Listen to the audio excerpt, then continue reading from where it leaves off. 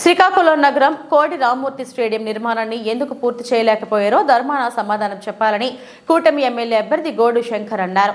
నగరంలోని కోడి రామ్మూర్తి స్టేడియంను బుధవారం ఆయన సందర్శించారు. అనంతరం ఆర్ట్స్ కళాశాల ఆవరణలో వాకర్స్ క్లబ్ సభ్యులతో ముఖాముఖిలో పాల్గొన్నారు. ఈ సందర్భంగా ఆయన మాట్లాడుతూ ఎంతో మంది జాతీయ స్థాయి క్రీడాకారులను అందించిన స్టేడియం శిథిలావస్థకు చేరుకోవడంతో నాటి టీడీపీ ప్రభుత్వం పునర్నిర్మాణానికి పూనుకుందన్నారు. అప్పటి ప్రతిపక్ష నేతగా ఉన్న ధర్మాన ఎన్నికల ముందు పనుల జాప్యంపై నగరంలో ర్యాలీ నిర్వహించి టీడీపీ ప్రభుత్వంపై ఆరోపణలు చేసిన విషయాన్ని గుర్తు చేశారు. నిజంగా ధర్మానకు స్టేడియంపై చిత్తశుద్ధి ఉంటే 5 ఏళ్లలో ఎందుకు పూర్తి చేయలేదో చెప్పాలని అన్నారు.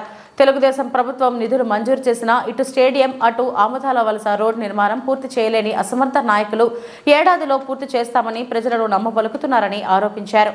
రివర్స్ టెండర్ల పేరిట రాష్ట్రాన్ని 20 ఏళ్లు వెనక్కి నెట్టేశారని మండిపడ్డారు.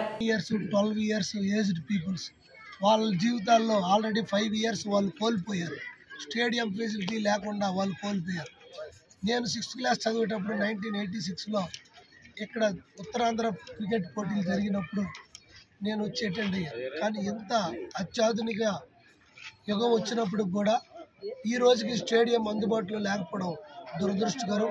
పూర్తిగా ఈ ప్రభుత్వం, వైసీపీ ప్రభుత్వం, ఈ ముఖ్యమంత్రి ఎక్కడున్న ధర్మాన ప్రసాదరావు గారి ఫెయిల్యూర్. కావున వీలైనంత తొందరలో రేపు ఎన్డీఏ కూటమి చంద్రబాబు గారు, పవన్ కళ్యాణ్ గారి నేతృత్వంలో ప్రభుత్వం ఏర్పడిన వెంటనే మొదటి 6 నెలల్లో స్టేడియంని అందుబాటులోకి తీసుకువచ్చి జోనల్ స్థాయి క్రికెట్ పోటీలు పెట్టి, అలాగే అథ్లెటిక్స్ పోటీలు పెట్టి, ఎవరైతే ఇప్పుడే చెప్పారు సోదరుడు 45 మంది కుర్రోళ్ళకి వాళ్ళకి కోచింగ్ ఇచ్చి వాళ్ళకి ఏదో సంతృప్తి ఇచ్చేవాళ్ళు, అది కూడా పూర్తిగా క్యాన్సిల్ చేస్తారు. ఆయన ఏడుస్తుంటే చాలా బాధ అనిపించింది. అలాగే ఎంతోమంది ఈ శరీర దారుఢ్యం కోసం డైలీ వాళ్ళు ఇక్కడ ఎక్సర్సైజులు చేసి కాంపిటేటివ్ ఎగ్జామ్స్ రేపు పెడతాం, ఎల్లుండి పెడతాం, వచ్చే నెల పెడతాం అని అలాగే గత 2 years 3 yearsగా పోస్ట్ పోన్ చేస్తూ వస్తున్నారు. దీంతో వాళ్ళు నిరాశ నిస్పృహకి లోనయ్యి ఈ కాంపిటేటివ్ కోసం ఎంతో ఉత్సాహంతో ప్రిపేర్ అవుతున్న కుర్రవాళ్ళందరూ కూడా వాళ్ళు కంటెంపటి నీళ్ళు వస్తుంటే చాలా బాధ అనిపిస్తుంది. ఈ ప్రభుత్వంకి చిత్తశుద్ధి లేదు. ఉద్యోగాల మీద కానీ జాబ్ క్యాలెండర్ అని చెప్పి అంత దగా చేసి మాట ఇచ్చి మాట తప్పి మడమ తిప్పి ఈ ముఖ్యమంత్రి సర్వనాశనం చేసి యువత భవిష్యత్తును కూడా అంధకారంలోకి నెట్టేశాడు. వీళ్ళందరికీ కూడా మేము భరోసా ఇచ్చి రానున్న ప్రభుత్వంలో వీళ్ళందరికీ మంచి భవిష్యత్తు కల్పించే దిశగా నా వంతు, అలాగే కింద రామ్మోహన్ నాయుడు గారి వంతు మేము పాటుపడతామని ఈ సందర్భంగా తెలియజేసుకుంటూ, నగరంలో ఆ శ్రీకాకుళం పట్టణంకే వన్ని తెచ్చినటువంటి కోడి రామ్మూర్తి స్టేడియంని వీలైనంత తొందరగా అందుబాటులో తీసుకొచ్చి పాతుల వలస దగ్గర ఉన్న 30 ఎకరాల్లో ఇండోర్ స్టేడియం ఇవన్నీ వీలైనంత తొందరగా పూర్తి చేసుకొని రానున్న 5 సంవత్సరాల లోపల national wide games Khel India తరఫున ఎందుకు మనం ఇక్కడ కండక్ట్ చేయకూడదు? శ్రీకాకుళంకి ఏం తక్కువ, పుష్కలంగా క్రీడాకారులు ఉన్నారు, ప్లేసులు ఉన్నాయి, అన్నీ ఉన్నప్పుడు కూడా ఇన్ఫ్రాస్ట్రక్చర్ కొరత వల్ల ఈ ప్రాబ్లం జరిగి అన్యాయం జరుగుతుంది.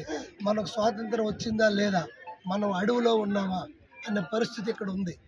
ఇంత దయనీయ పరిస్థితి చూస్తే పిల్లలందరూ కూడా పాపం, వాళ్ళకి ఏ పాపం తెలియదు. గతంలో స్టేడియం ఎంత బాగుండేదో తెలియదు. ఆ స్టేడియం ఈవేళ లేక చిన్న ఇరక సందుల్లో క్రికెట్ కోచింగ్ తీసుకుంటున్నారు. కడుపు తరుక్కుపోతుంది. వీటన్నిటిని అధిగమించి మంచి క్రీడా ప్రాంగణాన్ని అందుబాటులోకి తీసుకొచ్చి క్రీడాకారులకి, అలాగే కాంపిటేటివ్ ప్రిపేర్స్ అయ్యే వాళ్ళకి, అలాగే సీనియర్ సిటిజన్స్కి, పట్టణ వాసులందరికీ కూడా ఆహ్లాదకరమైన వాతావరణం వచ్చేటట్టు నేను కృషి చేస్తానని తెలియజేసుకుంటూ, నియోజకవర్గ ప్రజలు, క్రీడాకారులు, యువత, పేరెంట్స్, సీనియర్ సిటిజన్స్ అందరూ కూడా ఎన్డీఏ కూటమి అభ్యర్థిగా యువకుడినైన నన్ను, ఒక సామాన్య కుటుంబం నుండి వచ్చిన నన్ను, ఒక కార్యకర్తనైన నన్ను ఒక అవకాశం ఇచ్చి నాకు అభ్యర్థిగా ఎన్డీఏ కూటమి తరఫున నరేంద్ర మోడీ గారు, అలాగే పవన్ కళ్యాణ్ గారు, చంద్రబాబు నాయుడు గారు నన్ను అవకాశం ఇచ్చారు కనుక ఒక్క ఛాన్స్ నాకు ఇచ్చి మీరందరూ ఓట్ చేసి ఒక నియోజకవర్గాన్ని అభివృద్ధి కోసం తోడ్పడాలని అందరికీ కోరుకుంటూ, అలాగే ఎంపీగా రామ్మోహన్ నాయుడు గారికి, ఎమ్మెల్యే అభ్యర్థిగా నన్ను సైకిల్ గుర్తుపై ఓటు వేసి శ్రీకాకుళం నియోజకవర్గ ప్రజలందరూ కూడా అత్యధిక మెజార్టీతో గెలిపిస్తారని ప్రార్థిస్తూ నమస్కారం.